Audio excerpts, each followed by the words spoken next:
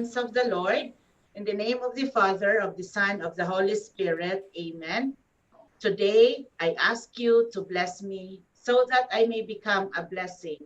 Lord, I commit myself to enrich others, but because I cannot give what I do not have, I commit myself to become rich. I commit myself to serve you and to serve the Lord and the poor with my wealth. Today, I open myself to the abundance of your universe. Use me as a channel of love.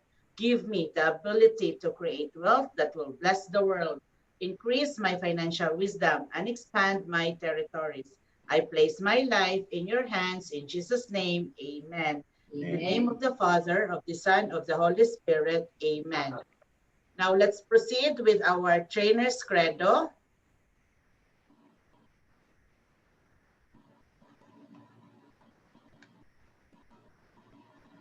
All right. So I know the only way I will become successful is to train and to duplicate new trainers.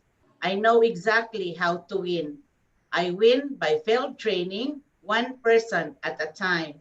Thus, I must remain simple in my presentations and training. I must be consistent and predictable. I have to do it fast so the trainee can see how doable it is.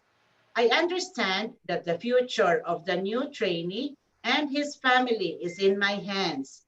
I must do it right and do it with pride. My trainee will be successful because of my commitment, dedication, and belief in the mission of our business. Rather than giving a man a fish, I will teach him how to fish. I am proud to be a builder, a WSB, IMG, Fast Start Trainer. Back to you, Tita Tess. Thank you po, Tita SMD, ang ating pong Senior Marketing Director from Saudi Arabia. And now to present the secret to saving and investment, ang Executive Vice Chairman ng International Marketing Group, si Tito EBC Joey Villanueva. Thank you, Tita EBC Tess. And sa ating lahat, good morning po. Siyempre, morning diyan dito sa amin, pero diyan sa inyo, afternoon na siguro. At ang tanong, afternoon na nga di ba? May problema pa tayo. Siyempre, kapag nagkakasama-sama, nagkakakwentuhan, ay nakakapag-share tayo ng problema. Kapag tinanong natin yung ating mga sarili, ano nga ba yung pinaka-basic at pinaka-maraming problema sa buhay? Isa lang sure ang alam ko. Bawat isa sa atin ay may problema, pera. Diba?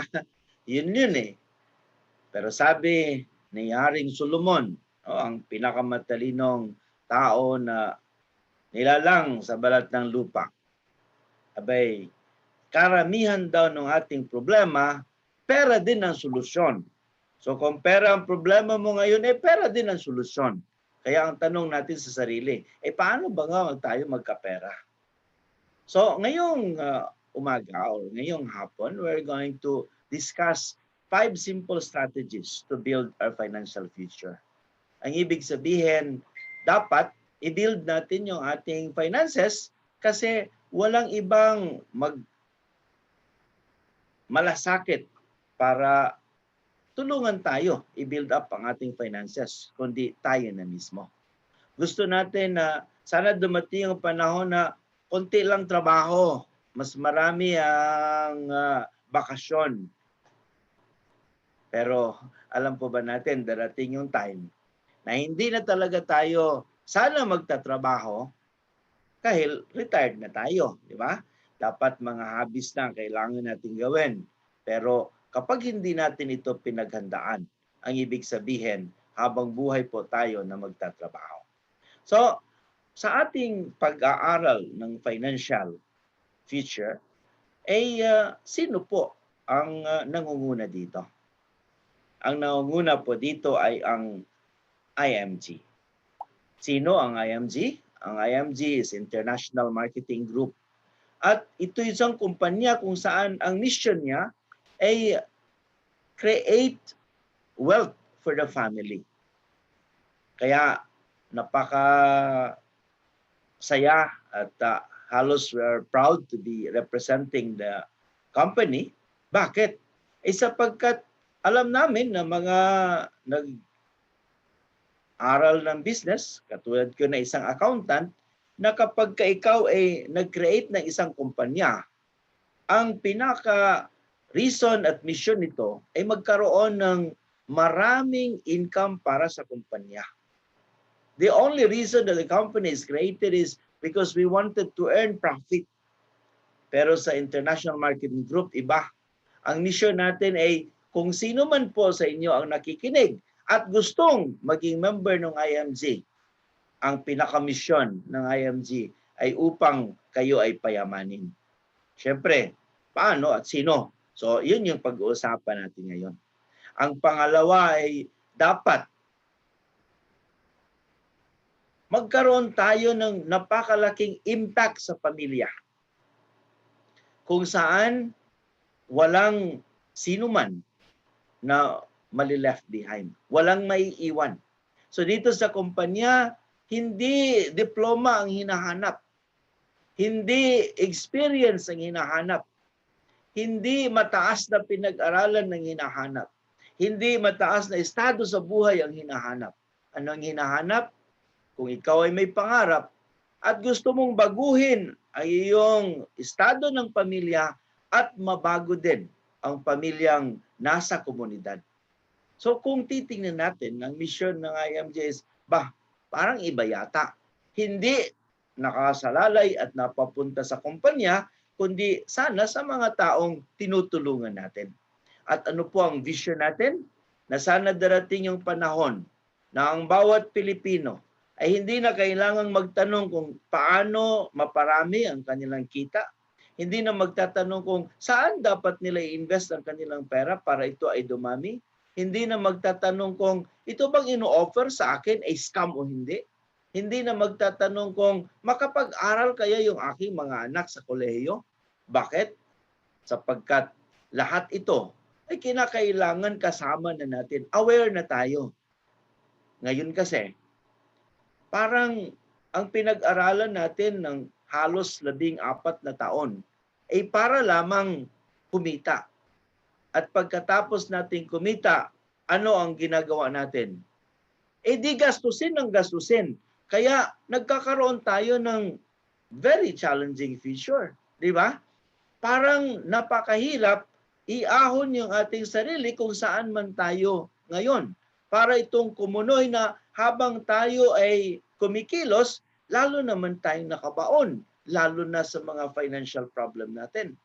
Kaya kung ikaw ay may trabaho ngayon, ay huwag kang magkakampante, di ba? Sapagkat yung panahon ay nagbabago. At sa pagbabago ng panahon, kung hindi ka ready, kung hindi ka handa, ay baka mabigla ka. At hindi lang ikaw ang maapektuhan, kundi ang iyong pamilya.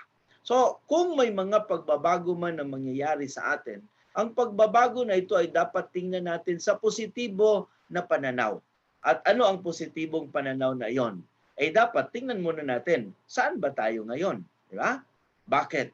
Sapagkat kapag hindi tayo gumawa kung ano man ang mga ginagawa natin na pagbabago ngayon, abay hindi mababago ang future natin. Kung ano man tayo ngayon, ay reason ito o kaya naman is result ito nung ginawa natin nung nakaraan. Alam po ba ninyo, ayon sa pag-aaral, no, na na-publish ito sa The Filipino Times in 2019, doon sa mga nag-retire na mga senior Filipino, 2% lamang sa kanila ang comfortably living. Ang ibig sabihin, hindi nila problema yung kanilang makakain, hindi nila problema kung sila ay magkasakit, hindi nila problema kung saan sila pupunta sapagkat nakapag-invest sila, nakapag-save sila enough at ang pera na iyon na kanilang inipon ay enough na para mabuhay sila nung marangya sa kanilang retirement period.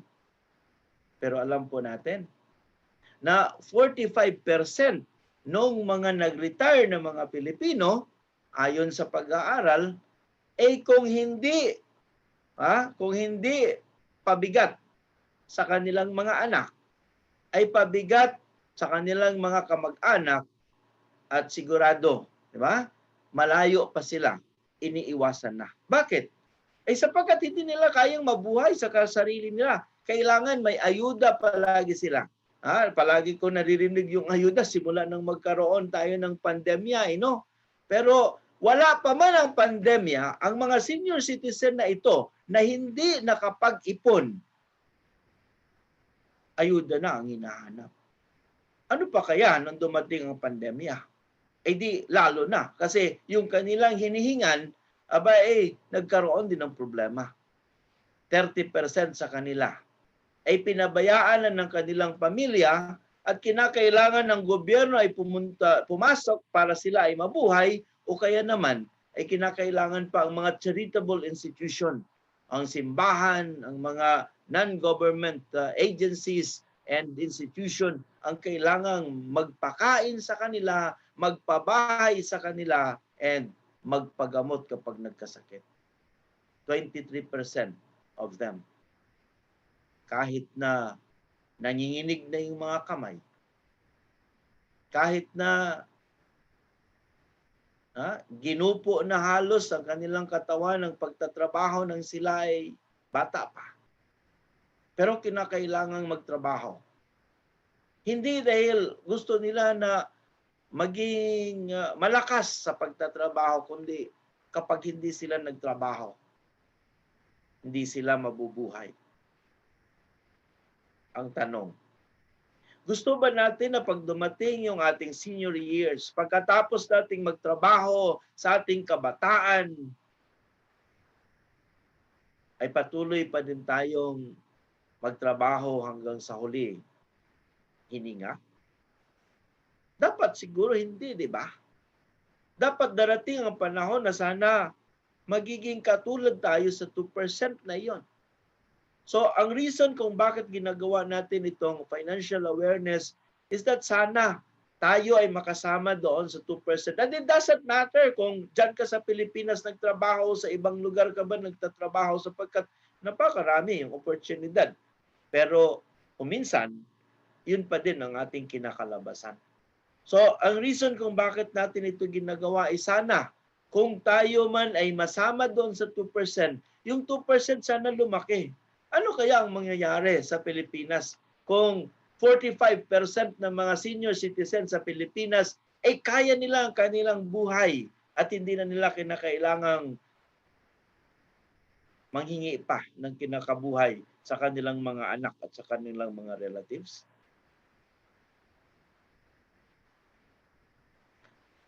Pero bago tayo pumunta yan, tingnan muna natin ang mga hamon sa buhay natin ngayon. Kung ikaw ay kampantes na may trabaho ka, tingnan mo ulit. Sapagkat dahil sa pagbabago ay maaring isang araw mawalan ka ng trabaho. Imagine kami sa accounting, nung mga panahon na wala pa yung computer, ang pinakamalaking department sa isang kumpanya ay finance department and accounting yun. Dahil bawat isa ay may libro at mano-mano namin ginagawa ang mga libro ng isang kumpanya. Nung dumating ang computer, una kalahati. Susunod, yung kalahati, kinalahati pa lang. At ngayon, ay kuminsan, sa pinakamalaking kumpanya, 10 na lamang natira doon sa accounting department. May mga pagkakataon na trabaho tayo ng trabaho, lahat ng sinisweldo bago mo pa ma-receive, nagastos na. At kapag kakulang, syempre mangungutang ka pa. Saan kaya tayo dito? Doon sa una o dito sa pangalawa? Ang problema kung malapit ka na ngang matanggal doon sa iyong trabaho, baon ka pa sa utang, syempre kung may utang ka, sigurado ako na wala ka din savings. Ang pang-tatlo, makakatulog ba tayo kung malapit na mag-college ang ating anak at hindi pa natin napaghandaan ito? Pangarap natin na kahit ano ang mangyari, igagapang natin ang pag-aaral ng ating mga anak. gagapang natin sapagkat hindi natin napaghandaan bago pa sila mag-college. Bakit? Ito bang ating mga anak, nung ating ipinanganak, ay magka-college na kaagad? Hindi, di ba? Anong nangyayari? Kinakailangan pa natin ng mga 14 to 16 years bago sila mag-college. Ano ibig sabihin? Ano ginawa natin sa 16 years na iyon? Ngayon pa lang, dapat paghandaan na natin iyon. Sakit? Sapagkat lahat ng ating ginagamit, yung ating cost of living, pataas ng pataas. Nakakita na ba kayo ng mga bilihin na instead na tumaas ay bumaba?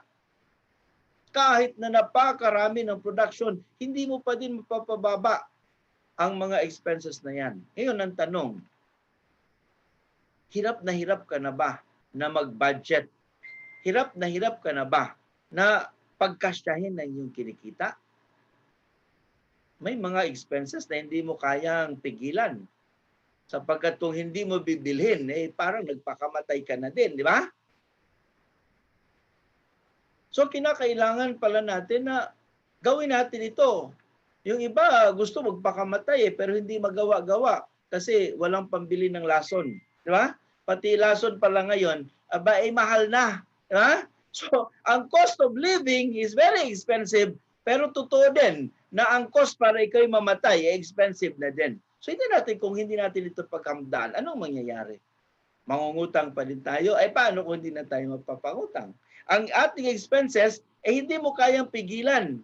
Pero ang tanong ko sa inyo, yung income ba natin, pwede nating i-adjust? Yan yung isang bagay na dapat nating pag-isipan. Bakit? Sapagkat kung ang expenses ay hindi natin kayang i-control, ang income natin, kaya nating i-control. Bakit?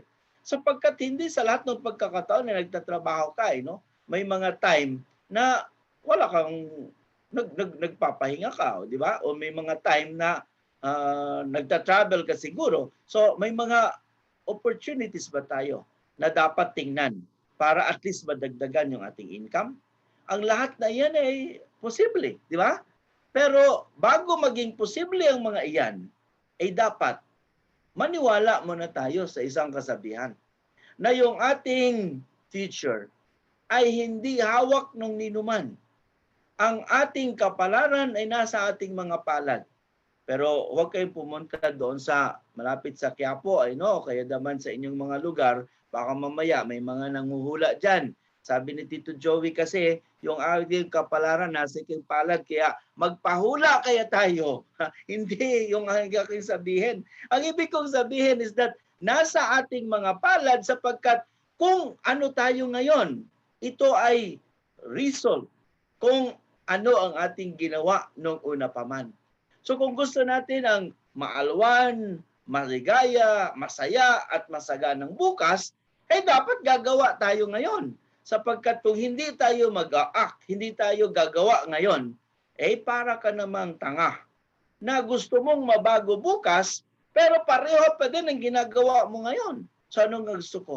Kinakailangan baguhin natin kung ano man ang meron tayo ngayon para mabago din ang result in the future. Hindi natin dapat walang bahala ang mga ito. Pero ang tanong nyo, Tito, sa dami ba naman ng challenges ng buhay natin? Is that totoo ba na may pag-asa pa tayo bukas? Dapat. Dapat hindi tayo panghinaan ng loob. Dapat palagi nating isipin na yes, ang ating bukas ay hindi nakasalalay kanino man. Hindi ito nakasalalay sa gobyerno natin, hindi ito nakasalalay sa ating mga employer, hindi ito nakasalalay sa ating mga kapatid o kung kanino man. Ito ay nakasalalay sa atin.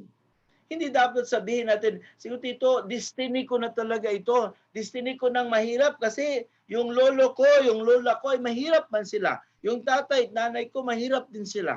Alam po ninyo maraming mahihirap Itong mga tinitingala na rin matao na mga napakayaman, hindi din naman yun sila binabuhay at pinanganak ng mga mayayaman, di ba? Ako nga, di ba? Nagsimula din kami sa wala.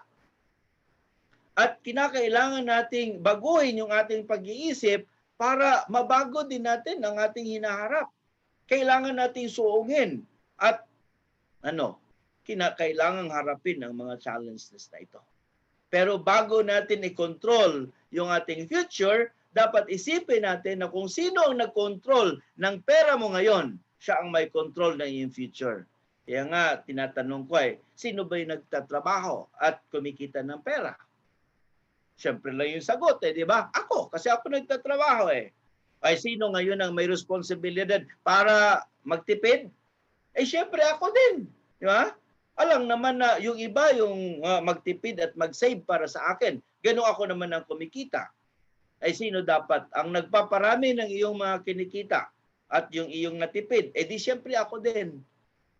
Ang tanong, kung ikaw lahat ang kumikita, ikaw ang nagtitipid, ikaw ang nagsisave, ikaw nagpaparami, saan ang pera mo ngayon?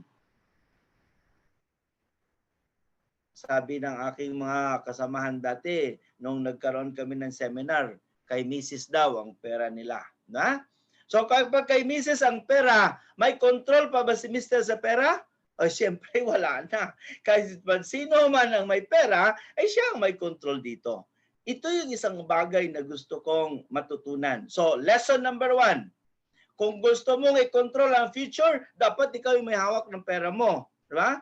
Hindi ko naman sinasabi na sa mag-asawa, yung pera mo at yung pera mo, pera ko pa din. Hindi puro ganon. Ang ibig kong sabihin is that dapat pinag-uusapan ng mag-asawa kung ano ang gagawin nila sa kanilang mga income at kung paano nila ito gagamitin, paano nila ito i-invest. Huwag itong ipapamigay sa iba. Karamihan po, lalo ng OFW, nervous mo na yun, TV Patrol. Isang OFW na budol-budol. Bakit daw siya nabudol-budol? Kasi biglang may dumating doon at sabi, Lola, yung pera ninyo, gusto ba natin padoblehin ko yan pagkatapos ng 3 buwan? Siyempre, Lola, di ba? Kung gustong dumami ka agad yung pera, binigay yung pera. Nang binigay yung pera, binabalik pa ba? Hindi na. Bakit? Sapagkat kapag ikay binigay mo na yung pera sa iba, hindi mo na kontrolado ito. So anong gagawin natin? Dapat i-control natin yung pera. So, lesson number 1, gusto mo ba na baguhin ang future? Kapag may pera tayo, dapat tayo ang nagko-control dito. Dapat tayo ang nagmamanage dito. Di ba? At kapag minanage natin yung ating pera, di ba? Kinakailangan tayo ang maging money manager nating pera. Huwag natin ito ibigay sa iba. Pero bago tayo maging money manager, dapat matutunan natin yung mga konsepto para mapalago ito. Una, narinig na ba ninyo yung tinatawag nating X-curve? Ang X-curve is very simple lang ang prinsipyo. Diba? Ano po yun? Na habang tayo ay bata pa, siyempre yung ating prioridad ay yung ating mga responsibilidad sa ating pamilya. Kailangan nating pakainin yung ating mga anak, kailangan nating pag-aaralin sila, kailangan natin silang damitan, kailangan natin silang bigyan ng bubong. Diba? Kaya bago pa man dumating ang pagkakataon na makita mo yung iyong sweldo, payslip na lang ang natitira kasi napag-divide na yon.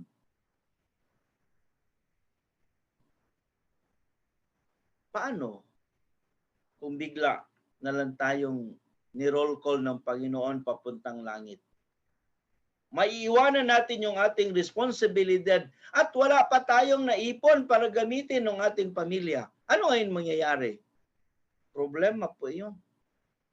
Problema nung iyong naiwan. Paano ikaw? Kahit na ikaw ay namatay na, ang problema na yun ay dadalhin mo. Sabi natin, di ba, kapag namatay yung ating mga kapamilya, nandiyan lang sila at tinitingnan tayo.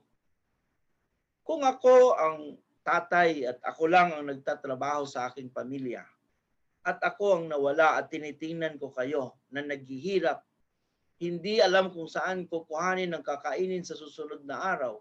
Yung aking asawa ay kinakailangang magtrabaho, walang maiiwan sa bahay, hindi ko alam kung mapapag-aral pa yung aking mga anak. Palagay niyo ba, kung ikaw ang nawala, magkakaroon ka na and you are going to rest in peace? Kaya tuloy, naniniwala na din ako sa multo Sapagkat kapag ka ikaw'y namatay at naiwan mong wala ang iyong pamilya, iwan ko lang kung hindi ka magmumulto para sana tulungan sila.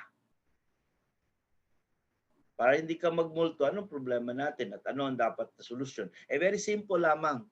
Kapag ka pala, ikaw'y bata pa at wala pang ipon, dapat magpa-insure ka. Bakit? Sapagkat kapag ka na-insure ka, di syempre, pag ikaw'y namatay, yung insurance ang magbabayad para tuloy ang buhay ng iyong pamilya.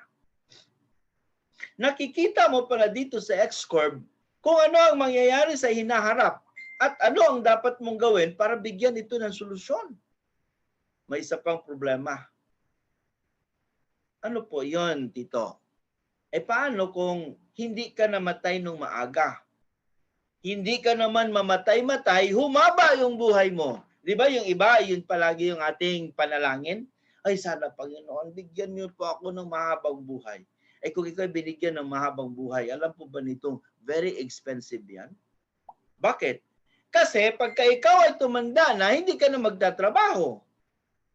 Kapag ikaw ba tumanda, hindi ka nakakain, hindi ka na magpapagamot kapag ikaw may sakit, hindi ka na magdadamit dahil matanda ka na. Siyempre lahat ito kailangan mo pa din. Ang tanong, paano natin ito mababayaran kung wala ka ng trabaho?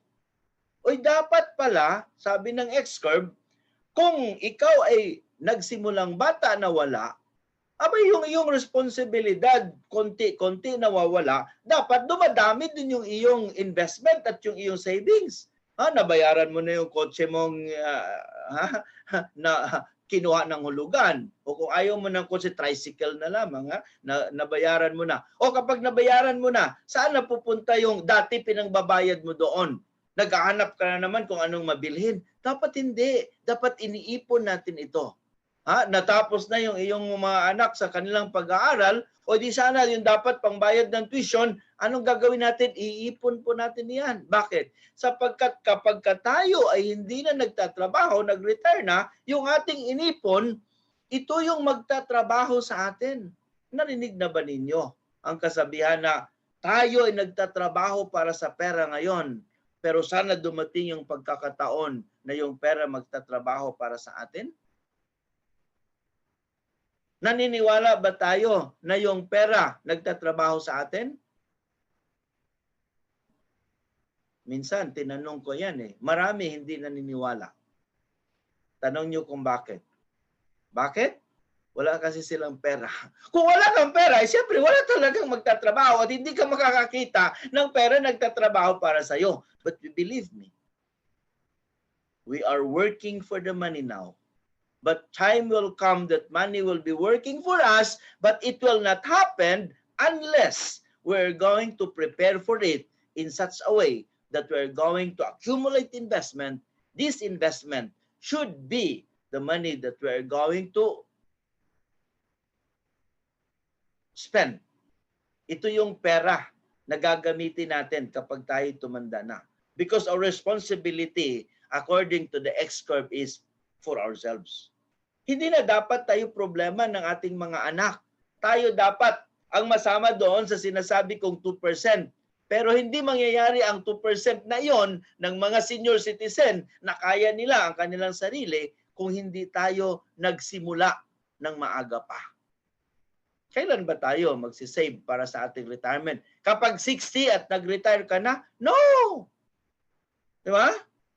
Paano natin gagawin ito dito? Di ba? Sabi natin, paano natin gagawin ito? O siyempre, kinakailangan natin na matuto na isa pang fundamental things in financial education.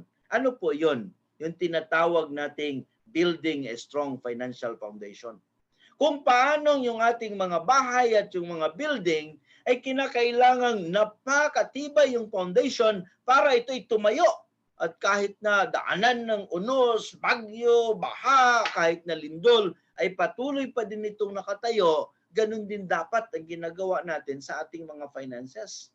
Kasi kung sa isang taon, abay nauubos yung alphabet ng mga bagyo na dumadaan sa Pilipinas, yung ating buhay ay marami ding bagyo financial.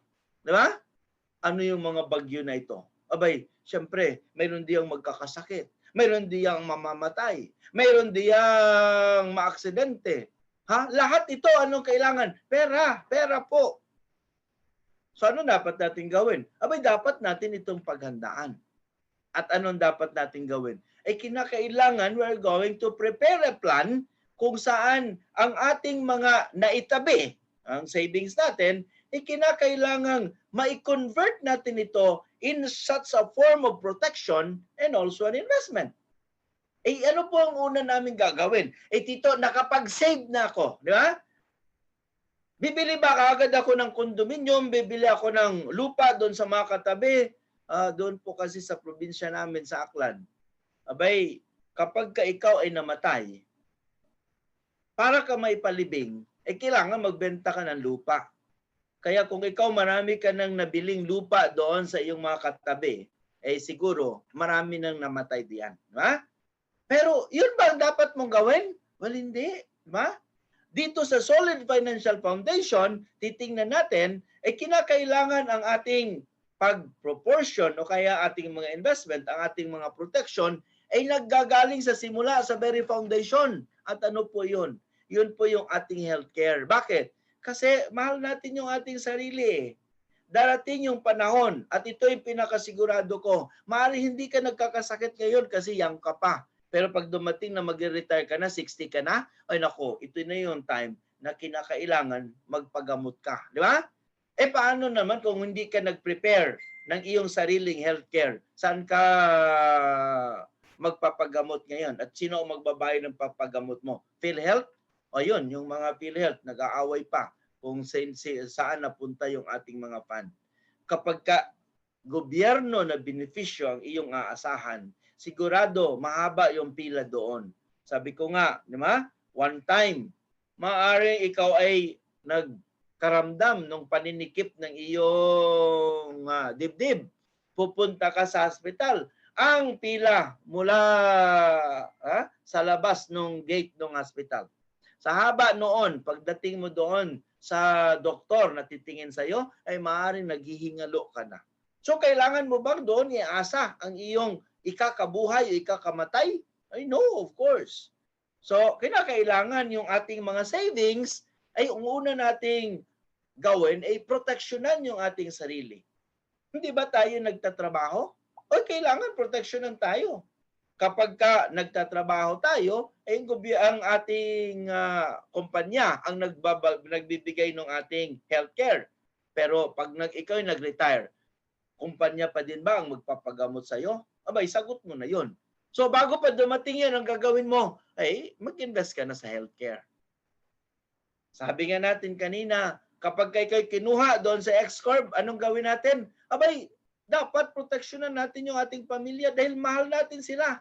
Kung mahal natin yung ating sarili, we purchase healthcare para sa ating sarili. Pero kapag mahal natin yung ating pamilya, abay, kinakailangan mayroon tayong life insurance para proteksyonan yung pamilya natin. Yun yung tamang pagmamahal. Sabi nga ni Tito Boy Abonday, di ba? You have to insure your love. O ngayon, na-insure na ba natin yung love natin sa ating family? Kung pag hindi pa, kailangan pag-isipan natin yon. Ito susunod. Ay, huwag tayo utang ng utang, di ba?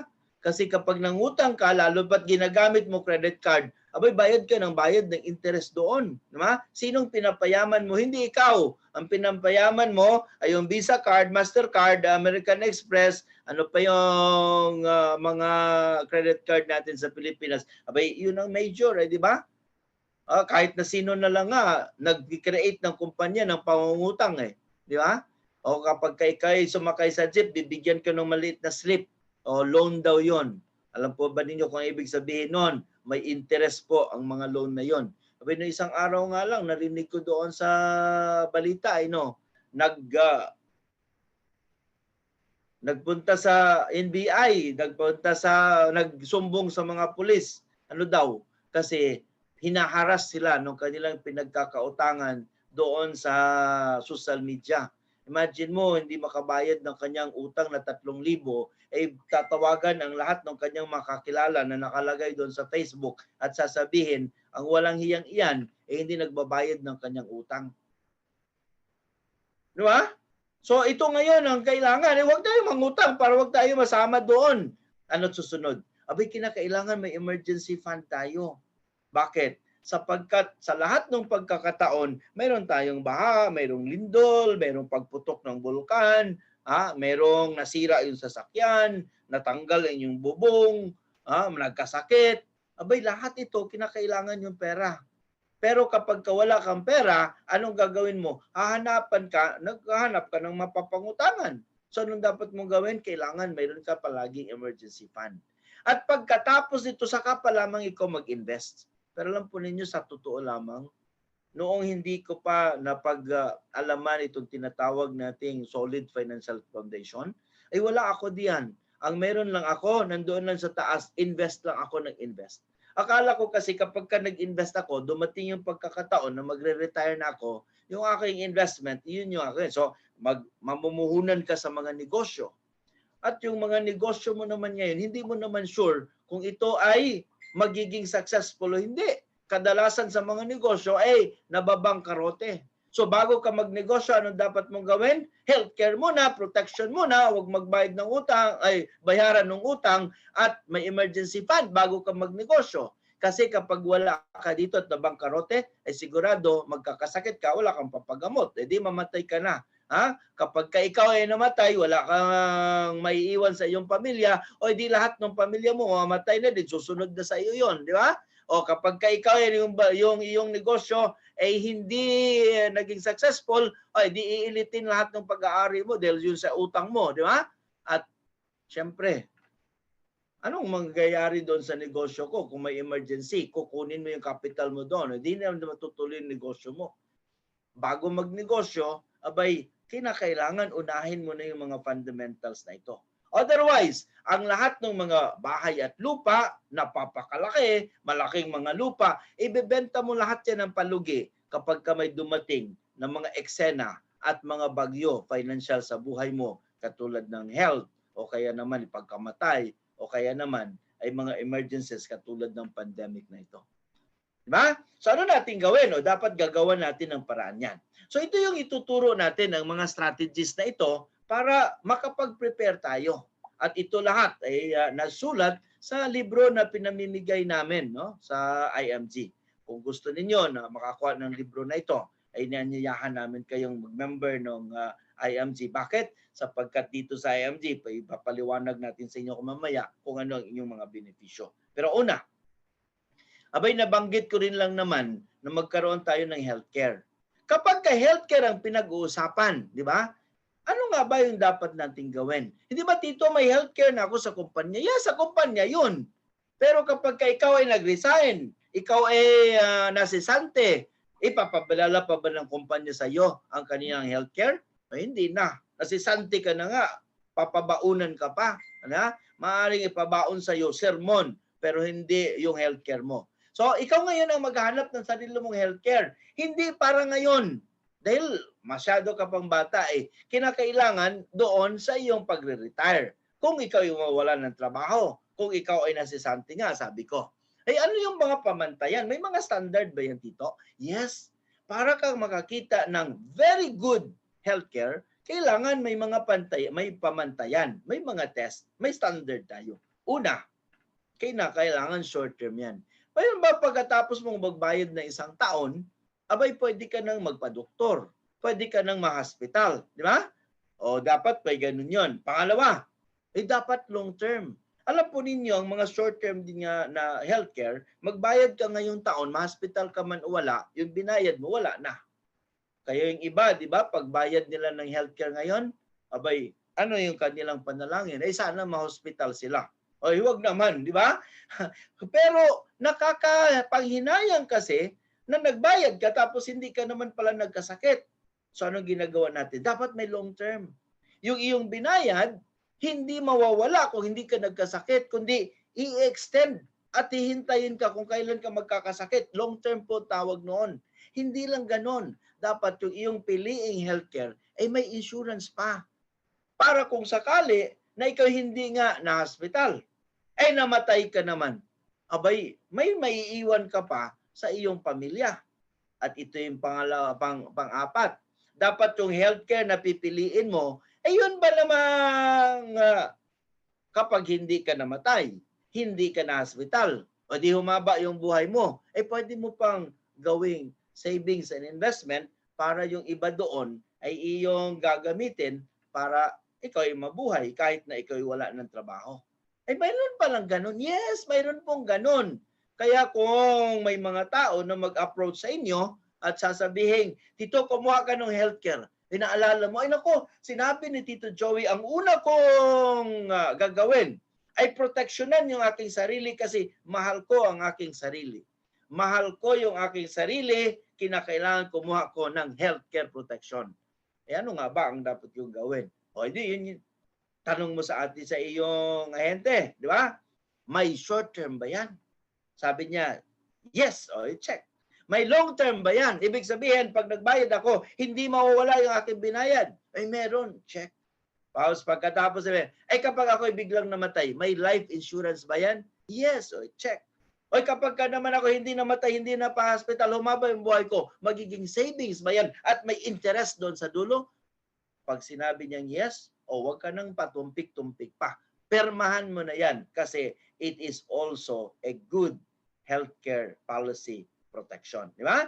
Ngayon, kapag ka tinanong ninyo, kayo dito sa IMG, meron ba? O join us in IMG sapagkat hindi lamang healthcare ang makikita mo dito. Na kung saan ang healthcare natin, Kaiser ang tawag natin dito, yung Ultimate Kaiser Health Builder, abay, meron ka ng short term, di ba?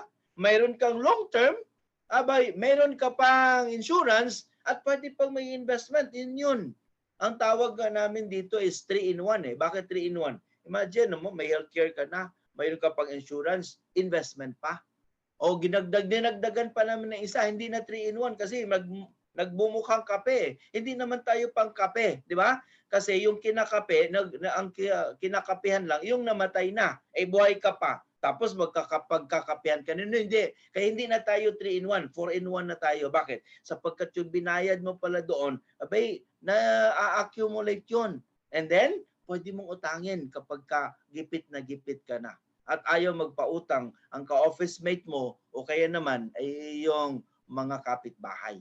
Ba? Anong pangalawa? Strategy number 2. You have to understand the purpose of insurance. Ngayon, kanina, sinabi ko, di ba? Doon sa Solid Financial Foundation, pagkatapos mong i-cover yung sarili, ipakita mo naman yung pagmamahal mo sa iyong pamilya. Magkuha ka ng insurance. May totoo, yun, additional expenses lang yan. Yes, additional expenses lang iyan ngayon. Pero later on, ipasalamatan mo yung insurance kapag ikay naunang namatay. Di ba? Pero kung hindi naman, may bago na ngayon tayo, yung insurance na mayroon kang benefit kapag ikay namatay. Kapag buhay ka, may benefit ka pa din. Pero huwag tayo doon, di ba? Ang pinag-uusapan natin dito is that, kailangan ba natin sa ating buhay ngayon ng insurance? Yes, sabi ko nga, kailangan ng insurance. Bakit?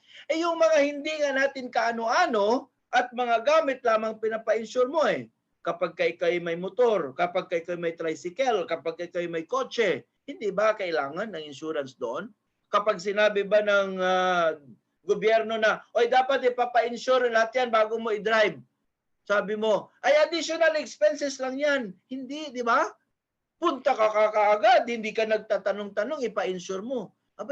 Pinapa-insure mo yung mga sasakyan na yun, yung mga pag-aari. Pero yung mga tao na pinapasakay mo doon, mga mahal mo sa buhay, hindi mo pinapa-insure. Yung sarili mo, hindi mo ini-insure. Hindi ba parang kaiba ata yan? Di ba?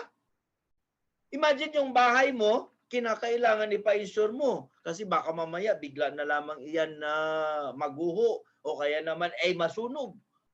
Diba? Sayang naman. 5 milyon pa man din yan.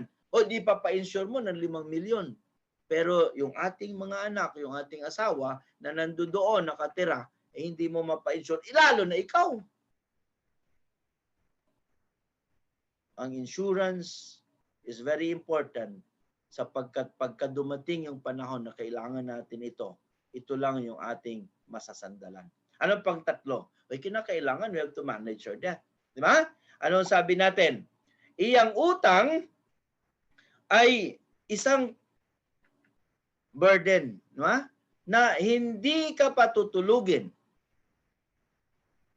Pero dito, nakakita naman ako maraming utang, taba-taba pa nga di ba? Siguro, hiyang sa utang yon. Pero ang katotohanan, kapag ikaw may utang, hindi ka makatulog, di ba? Hindi ka makakain. Palagi kang palingalinga. Bakit? Kasi baka mamaya yung napagkautangan mo, makakasalubong mo at ikaw ay singilin, di ba? So ano ngayon yung nangyayari? Abay, kinakailangan hindi ka matatahimik hangga't kayo may utang. May nangyari dito sa Middle East nung nagkaroon ng financial crisis. Alam po ba ninyo na hindi lamang 'tong mga Pilipino, marami kahit na ibang lahi, nagda-drive sila papuntang airport, iniiwanan nila yung kotse makaalis kasi nawalan sila ng trabaho Wala na silang pangbayad doon sa mga credit card hanggang ulo. Pero ikaw may utang, umuwi ka man at kung saan ka man mapunta, susundan ka ba din ng utang mo? Kaya kung gusto mo ng maayos na buhay, abay, kinakailangan tanggalin yung utang. Kapag kayo nag-utang, hindi naman doon, yun sa mga katabi-tabi mo, di ba? Maliliit lang yung mga interest. Abay, parang mga butas ito sa balde, no? Kapag nilagay mo yung tubig, maaaring makita mo, naku, mapupuno na. Pero unti-unti, sa kakatulo doon, sa maraming mga butas, mawawala din yon. Kaya, hindi ka makakapagtipid, hindi ka makakapag-invest, di ba? Sapagkat magiging tunay na malaya lamang tayo kung wala tayong pinagkakautangan. Ba? Kapag ka may utang tayo para tayong baboy. Ano yung baboy? Parati kang nakatungo. Di ba? Nakakita ka na ba na ang baboy na taas noo? Hindi, palagi nakatungo. Di ba? Ngayon, gusto mo ba na ganun? Palagi ka na lang nakatungo. Ayaw mong makita yung mga tao sa paligid mo. Baka may isa doon ay yung pinagkakautangan. Ayaw mong tumingin sa mata ng mata. Di ba? Bakit? Kasi may dala-dala ka na burden. At ang burden na yan ay pagkakautang. Strategy number 4. Kinakailangan may emergency fund tayo. More than ever, ngayong pandemya, nakita natin kung gaano kahalaga ang emergency fund. Ang emergency fund na dapat mga 3 buwang sweldo mo, tinatago mo sa bangko para kung sakali magkaroon ng emergency, madali mo lang makuha at hindi ka na maghahanap pa kung sinong mapapangutanan. Kapag ikaw ay may pamilya, mga 6 months. Pero nung magpandemya, alam po ninyo, hindi lamang sa Pilipinas nangyari ito. Una nang naging problema ng mga tao sa Europa. Kahit na doon sa Roma, kahit na doon sa Amerika. Abay, tinatingala natin sila sa mga developed countries. Pero nang magkaroon ng pandemya, sabi nila, hindi pwedeng i-lockdown ng one week. Hindi kami, saan kami kukuha ng kakain, pangbayad sa bahay kung 1 week hindi kami magtatrabaho? 1 week pa lang po yun. Diba? Ang pinag-uusapan natin dito ay emergency fund for 3 months. 2 weeks, nako, lalo nagkagulo na.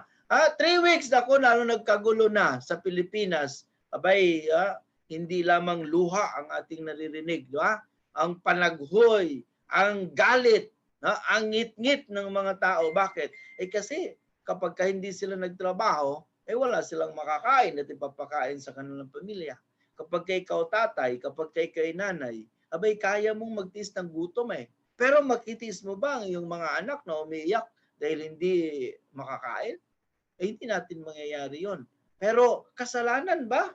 Wala namang humihingi na magkaroon ng pandemya. Pero kung maaga pa lang, katulad ng ginagawa ng mga member ng IMG, ay nagtipid na tayo, nagsubi na tayo, nag-prepare na tayo, may emergency fund na tayo 3 buwan. Kahit na sinabing 3 buwan, lockdown tayo, hindi ka mamumroblema. Bakit? Kasi nakapag-prepare ka Di ba? Ang karamihan sa atin, hindi na kasi natin naririnig yung story ng The Ant and the Grasshopper, no? Na kapag wala pa yung tag-ulan, Ay, yung grasshopper, haki-bulaki yan, di ba? Laro-laro lang siya doon at pakain-kain ng lahat ng mga dahon na maiiwan niya, di ba? Yung ant, di ba? Ito yung nagpe-prepare palagi sa emergency. O kaya hindi na natin nakikita yung mga ant ngayon kasi pinipesticide na natin yung mga yan katulad ng mga grasshopper. Kaya wala na, di ba? Sa amin sa Aklan, tawag namin sa grasshopper apan eh. Well, dati pinaghuhuli ko lang yun nung nandoon pa ako sa elementary. Pero ngayon, wala na. Hindi na nakikita kung saan yung apan o kaya yung grasshopper. Kaya ngayon, hindi din natin nakita kung paano ang buhay natin na parang grasshopper pala at hindi tayo nag-prepare na katulad ng mga ant. Sabi ng Panginoon, di ba? Pinagganyan na tayo. Para paano tayo mabubuhay. Look at the story of the ant, sabi niya, di ba? Kailangan pala titingnan natin kung ano yun. The Bible itself says that. Anong ibig sabihin? Abay, matuto tayo sa mga langgam. Na itong mga langgam, kahit na maliit sila, nagpiprepare para sa tag-ulan. Tayo, kailan nagkaroon ng preparation para sa tag-ulan? Emergency fund, ang ibig sabihin natin yan. 3 months nga kailangan, 6 months kapag kayo may family. Pero nakita natin, na karamihan sa mga Pilipino at kahit na sa mga tao sa ibang lugar, doon sa mga mayayaman na mga bansa, nakita natin kung kaano hindi nakapag-prepare at wala silang emergency fund.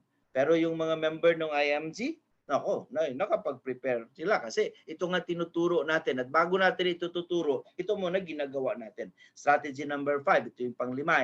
Save and invest the right way. Ito yung problema natin lahat. Di ba? Gusto natin mag-invest pero ano i-invest mo kung wala ka naman savings? Kaya binabalik at binabalikan natin ito. Di ba? Kapag gusto mong magka-savings, dapat tama yung formula na ginagamit mo. Ano po yung formula na gamit ninyo? Ngayon ang tanong, sino sa atin na may savings? Importante ba sa buhay natin ang savings? Karamihan, magsasabi sa akin, Tito, importante yon. Sino yung may savings sa atin? Walang savings. Walang magtataas ng kamay eh. Bakit? Sapagkat wrong ang formula. Ang palagi nating ginagamit ay palagi nating natutunan, di ba? Kapag kayo may income, abay gastusin na kaagad yan. Kung may matira, yun yung savings. Ang tanong, may natira ba? Hindi ba kulang pa nga? Ginamit mo pa ang iyong credit card para gastusin ang mga iyan? Wrong formula yan. Kaya pag tinanong mo, Tito, gusto ko nang mag-savings kasi wala pala akong magagamit na mga investment para sa solid financial foundation kung walang savings. Mayroon bang guarantee na kapag sinunod ko na formula, magkakaroon ako ng savings? Oo naman. Tanong ko, gusto mo talaga may savings? Oo. Di kapag ikaw nagkaroon ng income, abay tanggalin mo na kaagad yung savings at doon kung anong natitira, yun na lamang yung iyong magiging expenses. Hirap yun ata, di ba? Ngayon mahirap na. Hindi ba tinuro sa atin ng mga magulang natin dati is that habang maigsi daw ang kumot, matuto kang mamaluktot. Bakit ngayon kapag mayroon kang natira, hindi nakasya sa iyo? Di ba dapat pinagkakasya yon? Ang mga mayayaman ngayon, di ba? Ang ginawa nila dati, kapag nakapagbenta sila sa benta nilang piso, dapat yung 20 centavos nakasave yun. Di ba? Bakit? Sapagkat paano ka pa magpupuhunan? Paano ka pa makakabili ng mas malaking equipment kung wala kang savings? Sa amin, sa corporation, alam po ninyo, doon sa corporation, may tinatawag kami na mandatory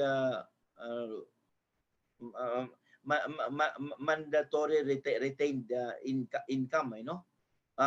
Anong ginagawa natin doon? Yung 10% ng income ng isang kumpanya, hindi yon dinideclare na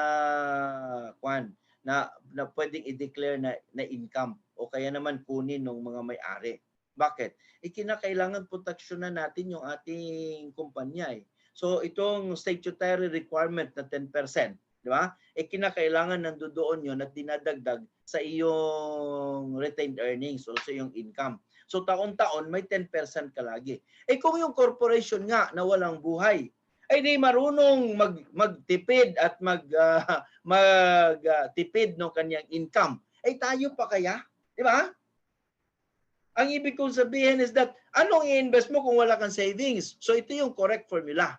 Ngayon, gusto mo bang abundant formula ang iyong gagawin? Abay, kung gusto mo, ay di dagdagan mo ng tithes. Diba? Ibigay at ibalik sa Panginoon ang 10% ng iyong kinikita at ang kanyang pangako ay sa ganito. Diba? Subukan ninyo ako. Ibigay nyo ng buong buo ang 10% na para sa akin galing sa inyong kita, at kung hindi ko bubuksan ang bintana ng langit at ipaulan sa inyo at pabaha yung inyong blessings na hindi nyo kayang ipunin ito. Di ba? O gusto ba natin ang priority o prosperity formula? Subukan nga natin ang ating Panginoon. Baka mamaya mas lalo tayong yumaman at dumami yung ating pera. Now, bakit natin ito ginagawa? Sapagkat para ka makapag-invest, dapat may savings ka muna, di ba? At ito pinapakita natin yung isang napakagandang prinsipyo na dapat huwag niyong kalimutan. Ang tinatawag nating compounding interest. Kahit na si Einstein nagsasabi na sa 21st century, hindi computer, hindi car, hindi kung ano-ano pa mang equipment ang pinakamagandang naging invention ng tao. Itong compounding interest. Bakit? Sapagkat dito natin makikita kung paano yung savings nating maliit ay pwede nating palaki. Ano pong tinatawag nating rule of 72? Nasa number 72, i-divide lang natin yung growth ng ating pera. Siyempre, pag in-invest natin ito, malalaman natin kung ilang taon madodoble ang ating investment. Hindi mo na kailangan gumamit ng very complex formula. Ang kailangan mo lang is number 72. So number 72, i-divide mo yung annual rate of return o kaya naman yung growth ng pera mo. Ang magiging answer noon ay the number of years na madoble yung pera mo. For example, itong BPI, Metrobank, BDO, kapag kayo nagdeposito, may interest ba ang pera mo? Magkano? No? Sa ngayon, dahil binabaan pa na nga ng Central Bank itong mga interest rate, napakababa na lang yung interest na binibigay nila. Alam po ba ninyo kung magkano binibigay nila? Naku, kung minsan, wala pang 1% yan. Ba? 0.125 nga lamang eh. Tapos babawasan pa yan ng 20% na withholding tax. So anong mangyayari ngayon? Abay, less than 1% na lamang. Pero para maging madali at maintindihan nyo yung rule of 72, sabihin na natin na 1%. So kapag ikaw, sabi niya, ay nagdeposito sa bangko ng 10,000, gaano kaya katagal para madoble ito? O kaya naman sasabihin ko sa inyo at bago tatanong, di ba? Kapag ikaw nagdeposito sa bangko ng 10,000, may opportunity ba na madodoble yung 10,000 sa bangko? Ang karamihan na sagot, hindi. Bakit? Kasi simula nung sila magdeposito sa bangko, hindi man sila nakakita na yung kanyang deposito sa bangko nagdoble. Pero ang katotohanan, kapag kagamitin natin yung rule of 72, magkano daw ang binibigay na interest? Sabi natin 1% lang, di ba? So, ilang taon bago madoble ang 10,000? 72 years. 72 years, madoble ang pera mo sa bangko, pero ang tanong, saan ba natin nilalagay yung ating pera? Karamihan pa din sa atin, sa bangko natin nilalagay yung ating pera. Di ba? So kung nasa bangko yung pera mo at investment iyon, kailan madodoble yung pera mo? Ayan, 72 years. Yung iba nga, hindi na umaabot ng 72. Kaya hindi nila makikita kung dodoble yung pera niya.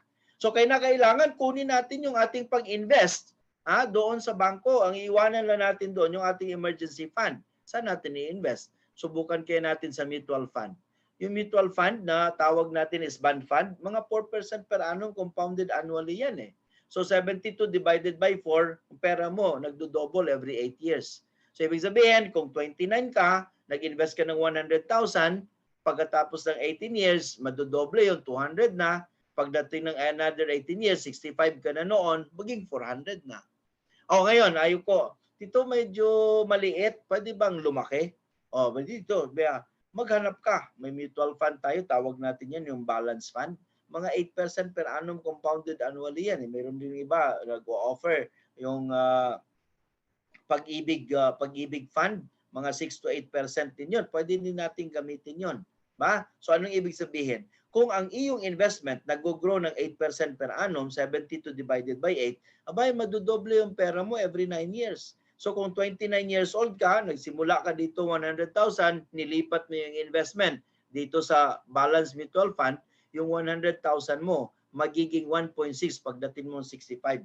Kasi madudoble siya every 9 years. O imagine, dati 400 lang, ngayon 1.6 na.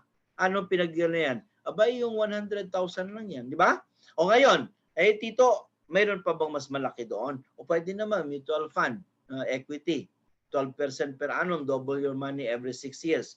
Yung 1.6 mo, pagdating ng 65, 6.4 na. Ha? 6.4? Yung 100,000 pala, pwedeng maging 6.4? O dito, nakita mo na yung pera pala nagtatrabaho. Kahit na ikaw, hindi na magtrabaho, kung lahat ng tigwa 100,000 mo are properly investment, lahat ito magtatrabaho. In 36 years, pwede ka nang mag-retire. Kasi lahat ng pera mo, magiging 6.4 na. O imagine, kapag kalahati yan, 6.4. Pag hindi ka na nag-retire ka na, may maiiwan pa din sa'yo. May mga pera pa din nagtatrabaho sa'yo. Di ba? More or less, may mga prinsipyo tayo na dinadala sa financial education. At kasama na dito yung tinatawag nating 10-20 rule. Alam ba natin yung 10-20 rule? Very simple lamang ang 10-20 rule. Kapag ang pinag-uusapan natin is insurance, alam mo na kung magkano ka pa-insure. Teka, alam na ba natin kung paano tayo pa-insure? Or kapag tinanong ka, Tito, gusto mo insurance? Oh, gusto ko yan kasi narinig ko kay Tito Joey, kailangan insurance eh. Tatanong, magkano po kayo insure? Pwede mo sabihin, ano ba yung pinakamurang insurance niyan? Yan. Yan yung palagi natin naririnig. Kapag ikaw ay pina-insure, ang tatanong, ano yung pinakamura? May mura at may mahal ba sa insurance? Wala. Pero dahil di mo naman alam kung paano ka pa-insure, di siyempre pinakamura na lamang. Diba? Bakit? May nagturo ba sa atin kung ano ang formula ng pagpa-insure? Very simple lang pala ang insura, kaya 10-20 ito eh. Pag magpa-insure ka para malaman mo kung magkano ang insurance value mo, i-multiply mo lang yung annual income mo by 10. Yun ang insurance mo. For example, kung 20,000 ang iyong sweldo every month, times 12, 240 yon, times 10, abay 2.4 pala ang insurance mo. Ganun lang, di ba? Times 10 yon. O kaya naman may nagtanong, Tito, kailan ka magre-retire? O kapag mag-retire ka, ang ginagamit nating formula is times 20. So pag insurance times 10, pero kapag ka naman retirement ang pinag-usapan, times 20 din. Yun tinatawag nating 10-20 rule. Well, syempre, pag-uusapan natin kung paano insurance, so mayroon tayong insurance seminar. Join us there. Now, kapag ka ikaw ay nag-i-invest, diba? Ang tanong, saan ba talaga ako mag-i-invest? Rinig na ba niyo yung mutual fund? Paano ba yung mutual fund? Ang sabi nila, isa sa mga secret of the rich is a mutual fund. So kung alam natin kung ano yung mutual fund, makapag-invest tayo dito. Pero kung di natin alam, mag-invest ka ba sa mutual fund? Siyempre hindi, di ba? So kung gusto mong malaman at lalo pang pag-aralan yung mutual fund, join us here in IMG and we're going to teach you how to use mutual fund para pagyamanin ang iyong sarili. Siyempre, hindi man natin madidiscuss ang mutual fund dito dahil we're only limited time, Pero yung tested, hindi lamang ngayon, kundi noon pa man, ang ginagamit ng mga mayayaman para proteksyonan ang kanyang sarili. Diba? Kasi yung business kasi pwedeng umakyat, pwedeng bumaba yan eh. So kinakailangan kapag nag-i-income ka, kunin mo na yung income mo at i-safety mo na. Saan nila ini-invest yun? Mutual fund. Kaya gusto mo ba na mag-invest din katulad ng mga mayayaman? Mutual fund lang, di ba? O ngayon, sabi mo, Tito, gusto ko yung insurance. Pero nakabili na ako eh. Tanong ko, ano ba yung insurance na bili mo? Ewan ko nga kasi, sabi nung classmate ko, siya yung nagbenta sa amin, yun daw pinakamaganda. Tanong ko, life term insurance ba yan? Whole life insurance ba yan? Universal life insurance ba yan? Variable life insurance ba yan? Iwan ko basta insurance yun. Kapag ka ganito, alam mo ba kung ano yung binili mo? Hindi ba kapag binili mo, alam mo dapat kung para saan yun? Insurance, dapat alam mo. Kinakailangan nakabasa doon yung mga maliliit na mga print. Paano yung mababasa kung di mo naintindihan? So, if you are a member of IMG, bago ka pupunta sa insurance, dapat alam mo kung ano yung insurance na yun. Bakit? Sapagkat all insurance is on your cost. Ibig sabihin, ikaw nagbabayad noon. Kaya kung makatipid ka, mas maganda. Now, ito sinasabi ko sa inyo kanina, di ba? Healthcare. Yung healthcare ay very important para sa atin dahil kapag hindi ka namatay, I'm very sure, 100%, ikaw ay tatanda at magkakasakit ka. Kaya ano ngayon ang mangyayari kung wala kang healthcare? Di ba? Alam po ninyo, marami sa ating mga kababayan nagpupunta sa Amerika, sa Europa, ano pong ginagawa nila para alagaan yung mga mayayaman doon na tumatanda na. Bakit sila nakakapagkuha pa ng mga caregiver doon sa mga Asian countries para alagaan yung kanilang mga lolo at lola? Sa Pilipinas ba? Kailangan nating mag-hire para may mag-alaga sa kanila? Wala. Bakit? Wala ka nga naipon eh. Wala kang healthcare. So, anong ipapasweldo mo sa mag-aalaga sa'yo? So, if you wanted to get a very good healthcare, kung saan sabi ko nga kanina, may 4 na pamantayan, short term, long term, mayroon yung insurance and investment pa later, then I suggest that you come and join us. Ano pa? Yeah. Alam naman natin na napaka-importante ang edukasyon para sa ating mga anak. Pero pag hindi natin ito paghandaan, problema. Tito, ano ngayon, alam po ninyo, palagi itong sinasabi na nag-invest na ako dati sa CAP. Nawala na lang yung pera ko, kaya hindi na ako mag-i-invest pa muli. Di ba? Yun yung palagi natin yan. Para ka ba sinabi ng nanay mo na, huwag mong hawakan iyang oven ha, kasi mainit yan. Pero hindi ka nakikinig eh. Hinawakan mo. Di napasok ka. Pag nakakita ka ng oven, hahawakan mo ba? Hindi na. Ganyan ang nangyari sa ating mga Pilipino. Minsan lang tayong nalugi dahil doon, hindi na tayo nag-invest pa. Hindi ba? Marami namang opportunity. Pwede ka namang kumuha ng hindi pre-need para paghandaan ang pag-aaral sa kolehiyo ng iyong mga anak. Kahit na kung minsan ang gobyerno ay nagpapaaral kasi free na daw ang university, pero hindi lahat naman binabayaran nila, di ba? So dapat mag-prepare ka para sa sarili mo. Baka hindi mag-qualify yung anak mo doon. O dahil hindi mag-qualify, huwag na siyang mag-aral. So dapat ipi-prepare natin yan. So saan tayo mag-i-invest? Well, dito sa IMG, we're going to do that. Now, para patuloy natin itong gagawin, we have to educate ourselves. Kaya bakit mo kailangang mag-join sa IMG? Kasi ang education, itong training na ginagawa natin, hindi ito matutunan sa isang upuan lamang. Kailangan marami pa. Di ba? So anong ginagawa natin? If you are going to join us, we're going to give you financial education ng walang patid, ng tuloy-tuloy.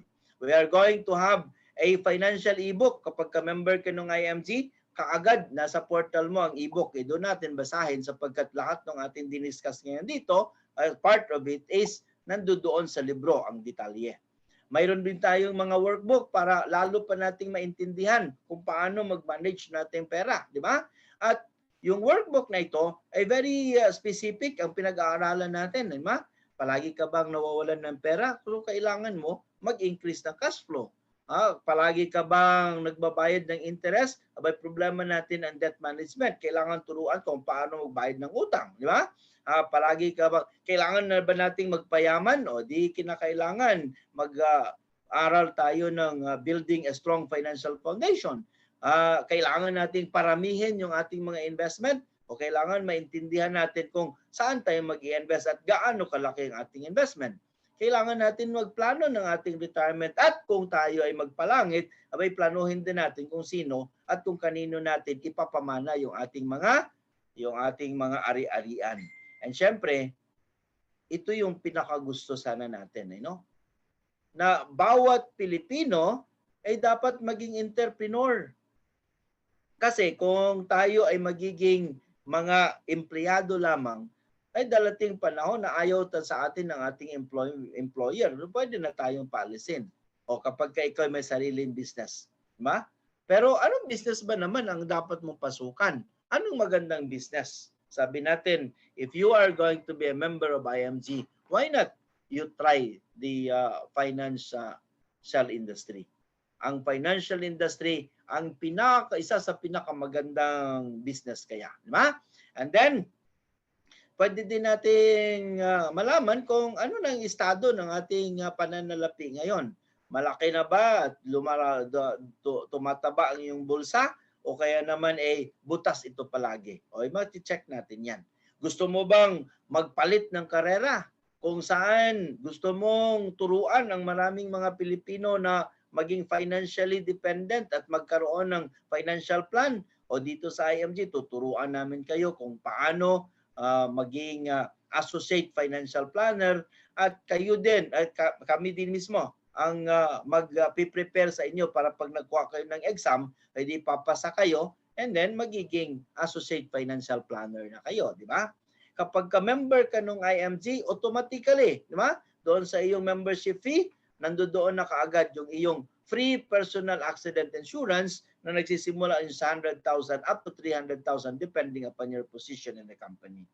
Para naman magkaroon ka na kaagad ng life insurance. May group insurance tayo pag member ka. One-time payment ka lang na magbabayad ng 500 pesos and then kapag nire-renew mo yung accreditation sa IMG every year in January, ay yung 50,000 mo automatic yun na re-renew up to 65 years old, di ba? O medyo maliit lang naman yung 50,000 pero maraming copy din yan. And then siyempre, yung ating benefit number 2, kapag medyo tumanda na tayo, kailangan na natin salamin, di ba? Kasi kung iba, hindi na makikita kung ano yung number doon sa kanilang pera. Kaya naluloko. Para hindi ka maloko, kailangan mahusay ang mata mo. 20/20 vision. Kapag member ka ng IMG, yung frame na 2 sa isang taon, free na. Ang babayaran mo yung colored lenses na lamang, di ba? So, maganda yon. And then, benefit number 13, di ba? Free unlimited consultation for members. Alam mo, mayroon tayong Kaiser Medical Center na kapartner. Kapag ikaw ay may nararamdaman, pupunta ka lang doon para magkonsulta. Free yun and unlimited. At siyempre, sa mga addresses lang na ito. But as we continue to expand, sana dumami pa ang Kaiser Medical Center. Ang exclusive benefit number 14 natin, discounted medical services for member. Itong mga medical center na ito, hindi lang mga doktor ang nandoon para sa free consultation, meron din tayong mga laboratory works na nandoon. So kapag kailangan ng laboratory works, mayroon tayong discount yan. And hindi lang para sa iyo, pati sa member ng iyong family is extended ang discount nito on consultation and also of the laboratory work. So kaya naman yung mga procedure na hinihingi ng hospital katulad ng X-ray, MRI o iba pang mga kailangan para procedure para sa diagnosis ng iyong sakit na nire-require ng hospital. And then, exclusive number 16, benefit number 16. Kapag ikaw ay nag-member ng IMG, kasama doon sa membership na iyong ibibigay, ay yung 1,000 opening of your mutual fund. Kasi sabi natin, diba, para paramihin yung pera mo, sa mutual fund tayo nag-i-invest. Yung hirap pag-open ng mutual fund. O di sabi ng IMG, para hindi ka na mahirapan dahil medyo tatamad-tamad ka, di ba? At kaya yun yung palaging reason mo. Ba't hindi ka nag-i-invest sa mutual fund? hindi ko mahirap mag-open ng account eh. O ngayon, pag nag-member ka ng IMG, open na kaagad. May 1,000 ka na doon sa Soldivo Mutual Fund. And then exclusive benefit number 16. Di ba? Ang kailangan mo healthcare? Imagine kung ang healthcare na yun kapartner ng IMG. So, kapartner mo na din ang healthcare na yon. Ang kapartner natin na nagpo-provide ng healthcare products ay yung HMO na Kaiser, di ba? Ang Kaiser is may long-term, may short-term, at may senior care. And then, syempre, kailangan mo yung insurance, di ba? Yung insurance natin, available kasi may kapartner mismo tayo. Ang Manila Bankers yung ating kapartner and one of the very, very powerful VUL kung saan ang ginagamit natin na prinsipyo is you buy term and you invest the difference, yung most 18 ang tawag natin yan, Manila Bankers, kapartner na natin yan. And sabi ko nga, di ba, kung mag-i-invest ka, you do it in mutual fund. At yung mutual fund na kasama natin kasi kapartner natin is yung Ramper, may Atram tayo dyan, may PhilEquity tayo dyan, may PhilAm Asset Management tayo or BPI Investment Management Fund. And then mayroon tayong FAMI at Sun Life. So kung gusto mo, you join us at kapag ikaw nag-invest sa mutual fund, zero charges na yan. Ibig sabihin, kung 10,000 ang i-invest mo, buong 10,000 i-invest na natin yan. Sa iba, yung 10,000 mo, babawasan pa ng 300, 9,700 na lang ang i-invest nila. Sa atin, zero na kasi member ka. O kaya naman, dumiretso ka, bibili ka nung mag-buy and sell ka ng stocks, lalo na ngayon kasi ang stocks is medyo mababa. Gusto mong magkaroon ng opportunity of buying some very good company in the Philippines. Then, when you are a member of IMG, madali na lang mag-open ng broker's account sa MyTrade o kaya Abacus. We have also benefit number 21. Kapag ka medyo nag-retire na tayo, masakit-sakit na yung ating mga tuhod at kasukasuan, gusto mong mag-appear na bata ba? Mayroon tayong bagong technology. Ang tawag natin dito is ozone technology. Kung saan pwedeng yung mga sakit-sakit na yan will disappear and kapag ka ginamit natin ito ng regularly, pwede pa tayong bumata in and out. Diba? And then we have also exclusive benefit number 22. Kapartner natin ang Palawan. Kaya kapag kayo nagpadala, special rate para sa IMG. At kapag may mga babayaran tayo na mga kapartner, okay naman sa IMG, pwede na nating ipadala doon. Automatic na. Diba? Kasi kapartner na natin sila. And then we have also discounts on non-life insurance. Kailangan mo insurance ng car mo. Kailangan mo yung insurance para sa fire insurance sa bahay mo. Huwag ka nang maghanap pa ng mga agent. Bakit? Kasi pag member ka ng IMG, ikaw na yung agent. Ang ginagawa kasi ng IMG, tinatanggal natin yung ahente para yung extra payment na dapat ibayad mo doon o kaya ng kumpanya doon, magiging payment na sa'yo at magiging discount mo na ito. Gusto mo ba na ikaw na mismo maging ahente ng iyong sariling car insurance, ng iyong fire insurance para sa bahay mo? Di ba? Kasi yung mga kumpanya na nag-i-insure dyan kapag sa iba mo kukunin, ay kapartner na natin.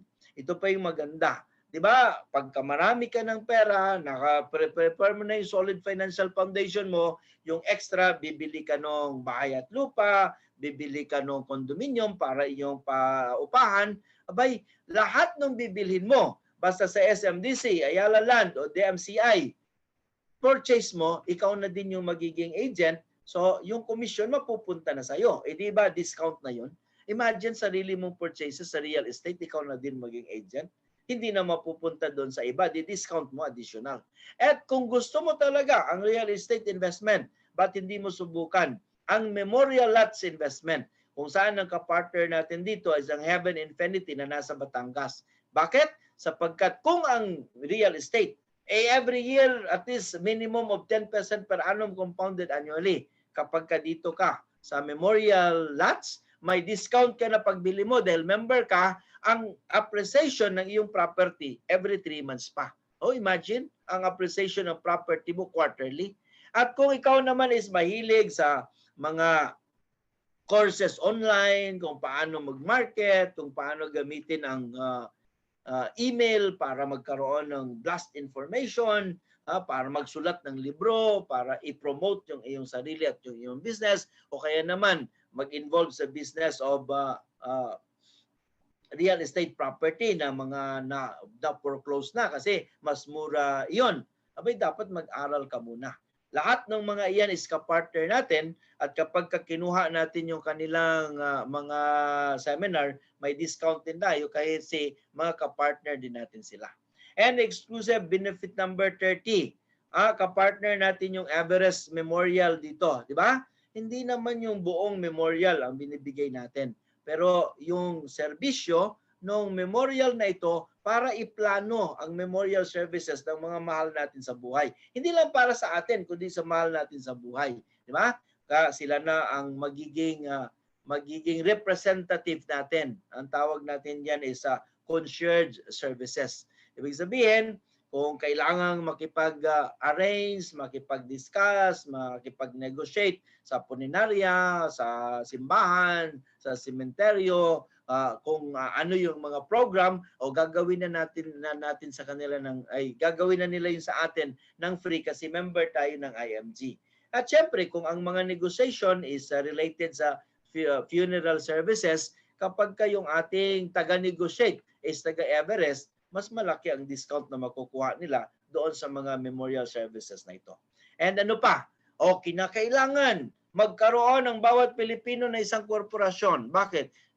Kapag may korporasyon ka, di syempre big time ka, di ba? So, itong mga property natin, ilagay natin sa ating korporasyon para pagka isa man ang mawala, hindi na tayo mahirap mag-distribute pa, di ba? Paano mo hati-hatiin yung mga lupa? Pero kung nasa isang korporasyon yon, shares of stocks na lamang, kapag ako namatay na tatay, distributed na kaagad sa mga anak ko yung aking stock. So, wala na yung problema. Ito pa, bibili ka ng kotse. Gusto mong malaking discount. Bago ka bumili ng kotse, mag-member ka muna ng IMG. At least mga 10,000 makatipid ka, 20,000, 30,000. Kung mas malaki at mas mahal ang iyong car na bibilin. Basta bago, we are going to find more find the same car na gusto mo with a lesser price. Di ba? Kung yung iyong matipid doon, di pwede mo nang pangbili ng insurance o kaya naman pambili ng healthcare sa iyo. Kapag tiningnan mo ito, ang lahat ng mga products na available sa partner natin, products na available din sa iyo. Pagka ikaw ang bumili, dahil member ka ng IMG, ang dapat commission na mapupunta doon sa agent, mapupunta sa iyo. So, discount mo yon. Kapag ka ito ay binili ng mga hindi mo kaano-ano, diba, mga kaibigan mo, pwede namang maging income para sa iyo. And that is the reason kung bakit mayroon tayong exclusive benefit number 33. Dito sa IMG, once you become a member, you have an opportunity of doing a business in financial industry. Napakadali lamang, wala ka ng ibang iisipin, kundi mag-share lamang at i-educate yung iba para magtipid at mag-invest. We're going to reward you with travel, di ba? Ang iba, nag-iipon ng maraming mga taon para magka-travel. Pero pagka nakapag-ipon na sila at nag-travel na, di wala na yung inipon, mag-iipon ka naman ulit. Why not you help more people and IMG pay for your travel? May mga reward din tayo dito para ma-encourage ka, di ba? Kung kailangan mo, kung ikaw ay na-promote ka agad, bibigyan namin ikaw ng PIN to represent na may mga tao kang natulungan. Bibigyan ka namin ng relo para malaman mo na in investment yung ating kaalyado time lamang. So kung maaga kang nagsimula, you are going to be very successful. Bibigyan ka namin ng relo, ng sing-sing para i-represent na, sa dami ng natulungan mo, million na pala ang kinita mo sa IMG. And we can also give you car. If you are going to get a member about 2,400 in isang taon, bagong car ang bibigay namin sa inyo. And benefit number 36, pwede nating bibigyan ng HMO ang bawat isa na member ng IMG kapag marami kang natulungan, para at least hindi ka na magbabayad pa ng HMO o kaya yung iyong short-term medical habang ikaw ay member ng IMG. Ang lahat na yan is available sa atin, an opportunity of earning. Siyempre, yung earning program natin, pinapakita natin yan, pero hindi mo gaano maintindihan kasi hindi naman natin madidiscuss dito. Pero sinasabi natin sa inyo na if you wanted an opportunity, well, you are going to earn hindi lamang kapareho ng income mo ngayon, pero maaaring mas malaki pa. Join us in IMG. Because we believe na we can give you education, and if you execute this one, whatever your plan, ano man ang plano mo sa sarili mo, ay magagawa mo because you are not anymore an employee. You are an entrepreneur. Di ba? So anong gagawin natin? Pagkatapos ng ating seminar, if you believe na gusto mo may pagbabago sa buhay mo, abay, tingnan mo na ngayon. At kung ano man ang diniscuss natin, tanong mo sa sarili mo. Di ba? Mayroon na ba akong investment? Solid financial foundation ba ginawa ko? May insurance na ba ako? May healthcare na ba ako? O kapag ka tinanong mo yan at marami kang wala, join us. Magkano lamang, di ba? You're going to join us for 5,500 if you are sa Pilipinas. Kapag nandito ka sa Saudi Arabia, sa iba pang mga lugar, it's only $175. One-time payment lang yon. And your opportunity of helping others and earning is also walang katapusan. And then, you are going to start your solid financial foundation. Dito sa IMG kasi, kapag ikaw ay naging member na at kailangan mong i-share sa iba, dapat gawin mo muna. Kasi paano may tuturo sa iba, isi-share sa iba, isang bagay na hindi mo naman ginagawa. We walk the talk here in IMG. Now, sabi natin kanina, gusto mo ba na yung future mo hindi na sa kamay ng mga tao na hindi mo naman kaano-ano at ginagawa ka lang alila at utusan? Mag-isip ka. Sapagkat kung sinabi mo na ngayon, ayaw ko na, gusto ko nang i-claim yung aking future, I wanted to be my own money manager, then it means that you are going to study more in order for you to be the best money manager. Bakit? Sapagkat isa lamang ang katotohanan. Ang pera ay nagtatrabaho. At kapag sila ay nagtrabaho, dapat manggagaling at dapat pera mo. Sapagkat kapag inutang mo ito, ay nagtatrabaho sa iba yon, ikaw nagbabayad para doon. So very simple lamang po. We wanted you to be confident in building your future so that make sure na ang bawat Pilipino kapag ka nag-retire ay hindi na maging pabigat, hindi lamang sa kanilang pamilya at kanilang society, hindi na din sila magiging burden para sa sarili nila na puno ng pagsisisi. Sana noon pa. Sana noon pa. We wanted you to remember that we have to choose our healthcare, we have to understand insurance, we have to manage our debt, we have to have the emergency fund, and we continue to save the right way. Yes, mga kaibigan, kung ano man ang mangyayari sa future, hindi ito destiny. Ito ay isang bagay na dapat pinag-iisipan at ginagawa ng desisyon. Kaya ngayon ang tanong, nag-decide ka na ba to take hold of your future? If you do, then welcome to IMG. Okay, maraming salamat po. At syempre, kung mayroon kayong mga tanong, abay, we're very happy para sagutin iyan.